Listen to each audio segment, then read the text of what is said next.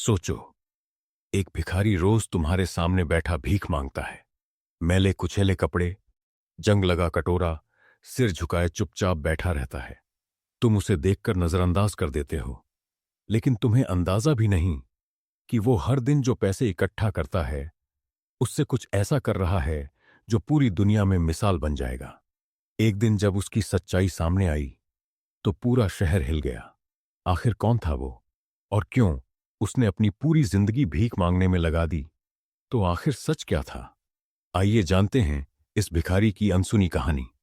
शहर के सबसे व्यस्त चौराहे पर एक पुराने मंदिर के बाहर फकीरा नाम का एक भिखारी हर सुबह अपनी जगह पर आकर बैठ जाता था।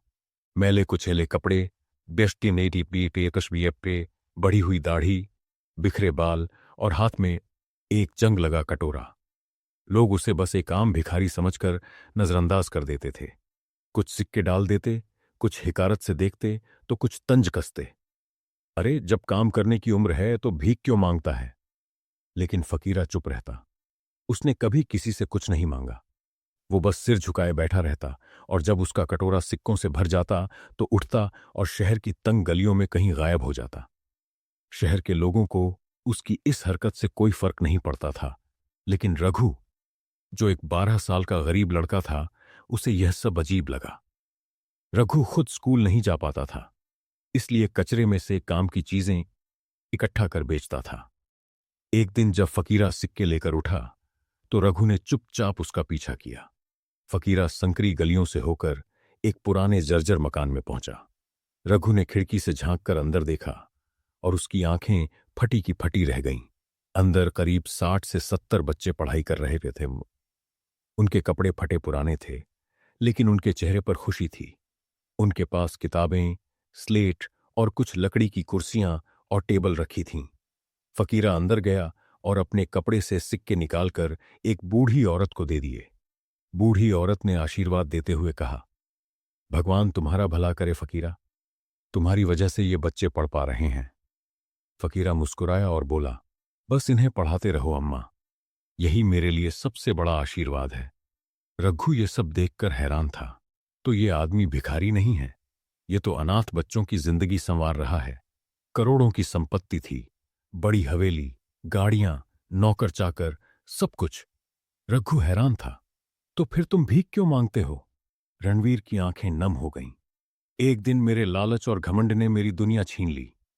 रणवीर ने बताया कि कुछ साल पहले उसने शहर के एक अनाथालय की जमीन जबरदस्ती हड़प कर वहां एक फैक्ट्री बनाई थी। लेकिन उसी रात फैक्ट्री में आग लग गई और दर्जनों अनाथ बच्चे जलकर मर गए। रणवीर ने खूब पैसे कमाए, लेकिन उसकी आत्मा उसे चैन नहीं लेने देती थी। जब भी वो आईने में अपना चेहरा देखता, उसे उन बच्चों की चीखें सुनाई देतीं। मेरे लालच की वजह से मासूमों की जान गई। एक दिन उसने सब कुछ छोड़ दिया, अपनी करोड़ों की दौलत त्याग दी और ये रास्ता चुना। अब वो भीख मांगकर उन बच्चों की मदद करता जिनके पास कोई सहारा नहीं था।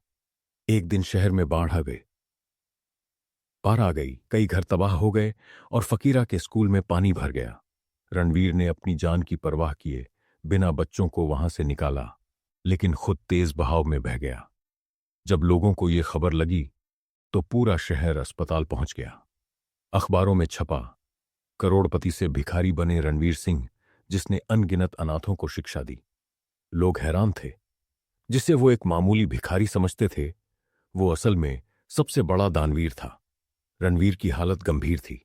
जब डॉक्टरों ने कहा कि वो शायद बच नहीं पाएगा, तो उसने एक आखिरी इच्छा जताई, मेरे मरने के बाद मेरी पहचान मत मिटाना, इस स्कूल को और आगे बढ़ाना। कुछ घंटों बाद रणवीर ने अपनी आखिरी सांस ली। रणवीर की कहानी जानकर पूरा शहर रो पड़ा। जिस आदमी को लोग घृणा से देखते थे, उसने सैकड़ों बच्चों को पढ़ाया, पाला और नया जीवन दिया। रघु ने कसम खाई कि वो इस स्कूल को बंद नहीं होने देगा। अब वो खुद भी पढ़ाई करता और बाकी बच्चों को भी पढ़ाने लगा। वो जगह जो कभी खंडहर थी, अब रणवीर फाउंडेशन के नाम से जानी जाने लगी। आज वहां हजारों अनाथ बच्चे पढ़ रहे हैं। सीख, असली हीरो वो नहीं होता जो नाम कमाए, बल्कि वो होता है जो गुमनाम रहकर दूसरों की जिंदगी बदल दे। रणवीर चला गया, लेकिन उसकी कहानी हमेशा लोगों के दिलों में जिंदा रहेगी। रणवीर की ये कहानी हमें सिखाती है कि सच्ची महानता नाम या दौलत में नहीं, बल्कि दूसरों की जिंदगी बदलने में है। अगर आपको ये कहानी प्रेरित करती है तो इसे शेयर करें और कमेंट में बताएं, आपके हिसाब से असली हीरो कौन होता है।